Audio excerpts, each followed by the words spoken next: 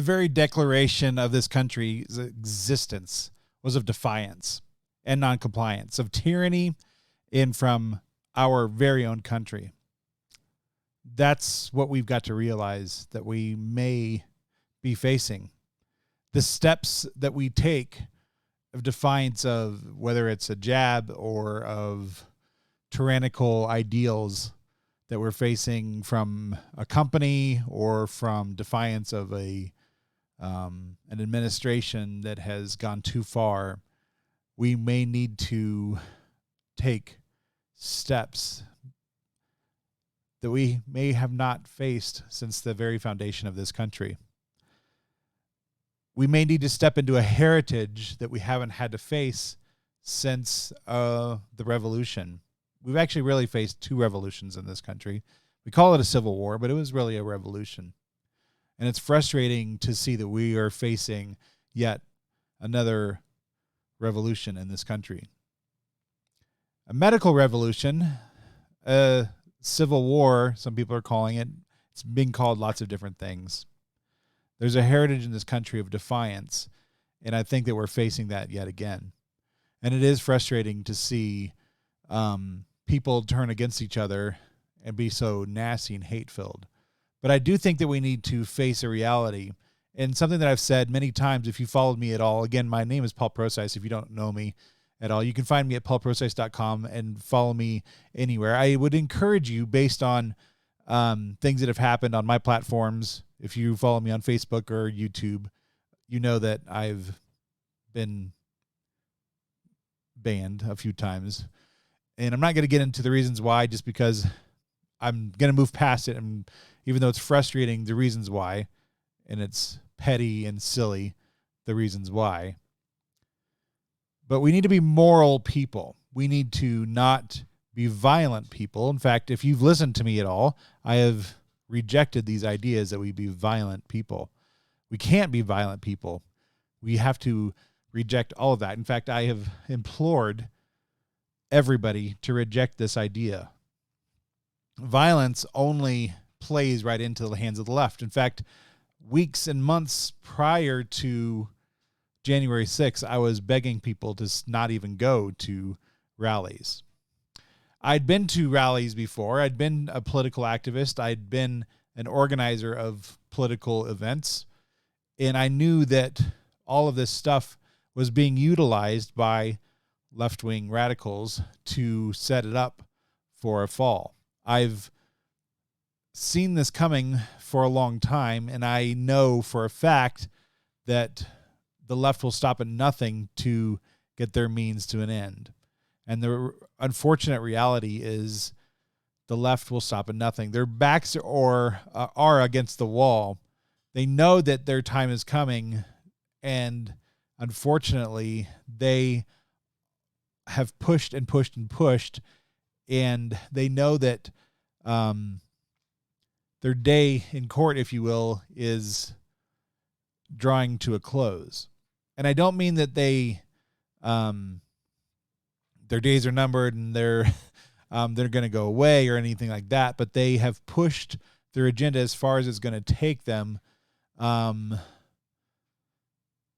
here's what I mean. They've exposed themselves for who they are. They have taken their masks off as far as their progressive, far left, extremist Marxist agenda. They have exposed that this is who they are, and we know that they know we know. They know that we know. It's a Friends thing. Anyways.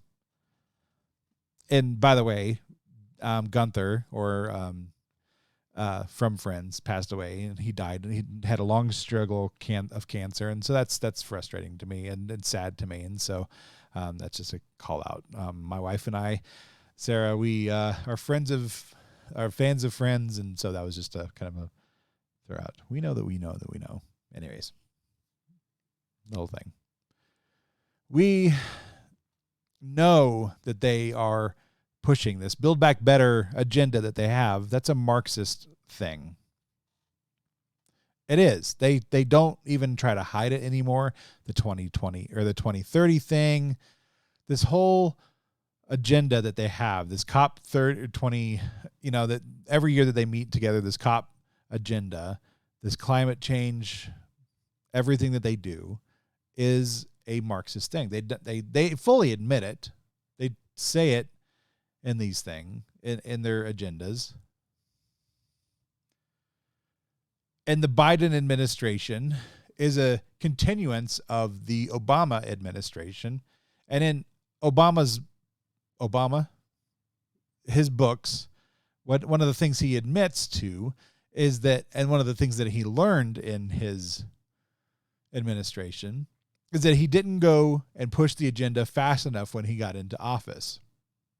One of the things that he learned from the Tea Party movement is that they were so strong that the things that we did in the Tea Party and the 9/12 groups and all of those people that were a part of that group and that pushing back, is that we were so strong in those movements in the beginning that we were so effective in our messaging and pushing back against what they were pushing for, the progressive movement and Obama's agenda, that he wasn't able to get his agenda through. Remember the whole omnibus bills and all of those things that were so insanely expensive. And we thought that the whole $900 million and then the $1 billion thing, because that was an insane amount of money at that time. I mean, we laugh at that amount of money, but that was an incredible amount of money at the time. And we look at that stuff now, and we're like, man, that was not a lot of money. But it was an incredible amount of money. And I mean, I'm setting something up to look at something here. We have to stand up to these things because they're pushing for something even more. This whole Build Back, of course, it's all a part of this. Because what we have in the Build Back Better, we're going to own nothing and be happy about it. They want to come for what we even don't have. And what is that? What does that mean? Janet Yellen came out in State of the Union this weekend and said something pretty crazy in this Build Back Better plans. And if you don't know who Janet Yellen is, she's the Treasury Secretary. And she said this. I'm going to pull this up here. She says this, that she's going to propose a tax on unrealized capital gains. What is unrealized capital gains? These are gains, money that has not been that is unrealized, that has not actually taken place, money that has not been earned yet. And of course she proposes this only on the uber wealthy. Well, I have stocks. I have money that's not been realized. I have cryptocurrency that's out there that has not been realized. In fact, I have SHIB. SHIB is doing incredibly well. I have money out there that I invested. I invested wisely that was out there, and I have SHIB. I'll just put it that way. And I bought into it incredibly early. And if SHIB does well like it is, and it keeps mooning, if it keeps going, skyrocketing, it keeps doing the things that it's doing, and if it goes well, I may do well. This is not financial advice. I'm not a financial advisor. All the disclaimers, all that kind of stuff. I'm just saying I have potential unrealized capital gains. So should I be taxed ahead of time based on these potential earnings? Let's listen to what she has to say about this. Well, I think what's under consideration is a proposal that Senator Wyden and the Senate Finance Committee have been looking at that would impose a tax on unrealized capital gains on liquid assets held by extremely wealthy individuals, billionaires. I wouldn't call that a wealth tax, but it would help get at capital gains, which are an extraordinarily large part of the incomes of the wealthiest individuals.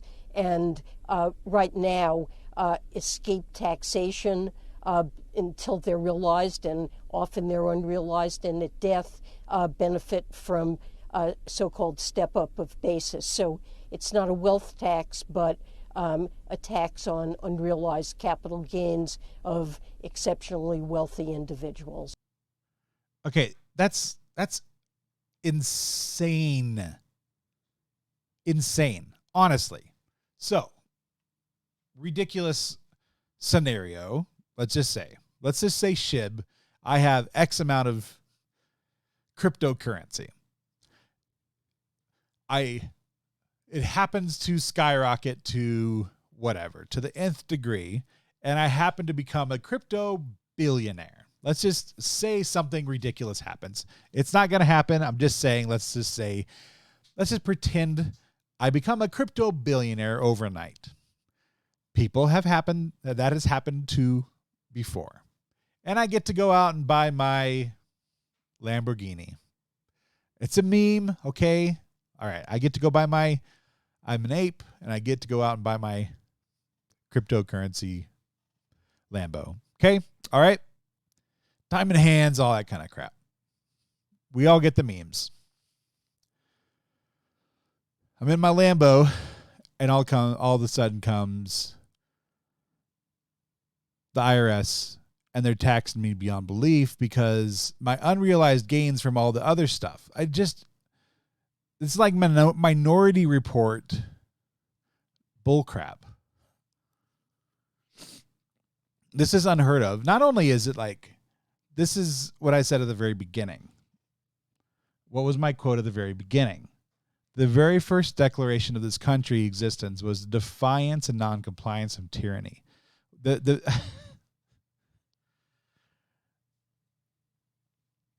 We started out as a revolutionary against taxes and against bad mandates from our own country, from the king. And I think that we're back to that. I think we're back to these things. And I think that we need to have an honest conversation about a lot of things that are happening. Whether it's the schools, our kids' schools, teaching CRT, and they're teaching CRT. I also think that we need to be educating ourselves. I've had a lot of conversations about people aren't having real good. You're speaking the wrong language, and because the languages change with liberals so quickly. So whether it's diversity, equity, and inclusion, or no, you're not teaching critical race theory to 2-year-olds and second graders. You're right. We're not being taught. Second graders are not being taught critical race theory, college level classes yes, they're winning the semantics game. This is what always happens on the liberal playing field on Twitterverse. Yes, you're correct, Twitter troll.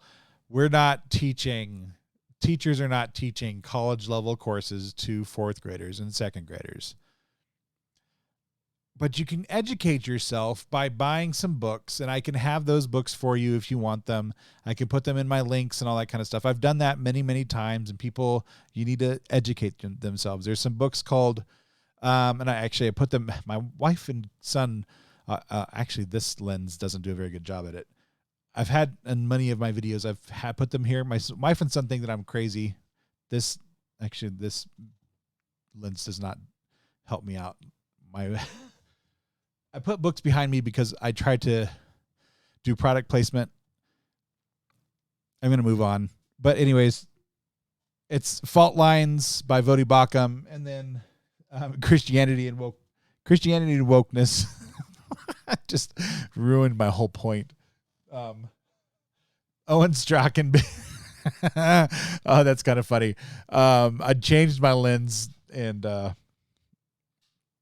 just ruined my whole segment. Oh my gosh. But they make fun of me because I put books behind me and they're like, look at these books standing up here. But they don't even watch my videos, so they wouldn't understand why I do it. They're mean. My whole family's mean to me. Anyways, if you're interested in those books, send me an email. I'll send you an Amazon link, and then you can buy from. I mean, you guys aren't going to Borders or anything, so send me a link. I'll send you a link back, and you can. It's an affiliate link, and I'll hook you up with the books. All right. Would you guys also consider this? If you made it all the way through this, there's an opportunity here. Let me just if you're listening all the way through here, you're obviously a supporter of mine. Here's the deal. I'm doing this full time, and I have an opportunity with Facebook. I have this supporters thing with Facebook.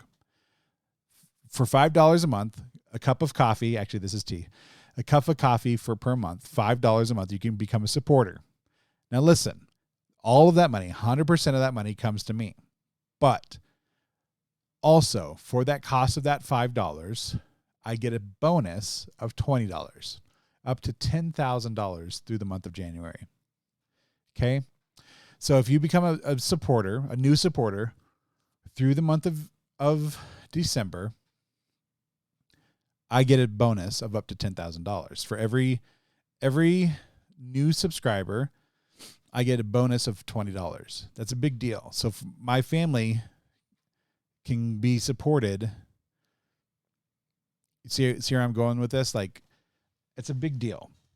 So that money doesn't go to Facebook. It goes directly to me. And that's just a way of Facebook supporting creators like me. I think it's a great program. Even if you don't like Facebook, you're supporting me. And that's a good thing. And I could certainly use the support. So for $5, you're supporting me and my content and helping me do more of this. And I would appreciate it. Just like if you go and watch gaming streaming or any of those other people, $5 a month normally is split in half with the people and those kinds of things. Nope. Here on Facebook, it goes directly to me, and that's amazing. So I would appreciate that.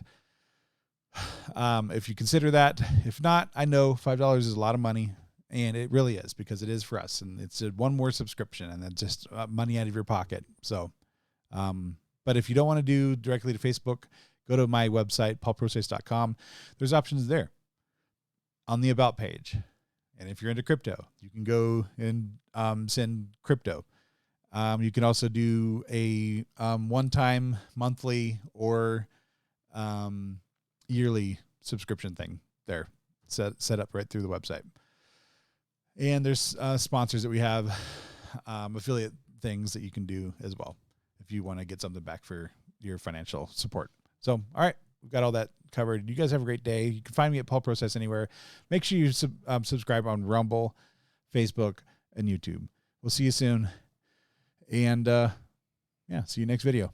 Have a good one. Bye.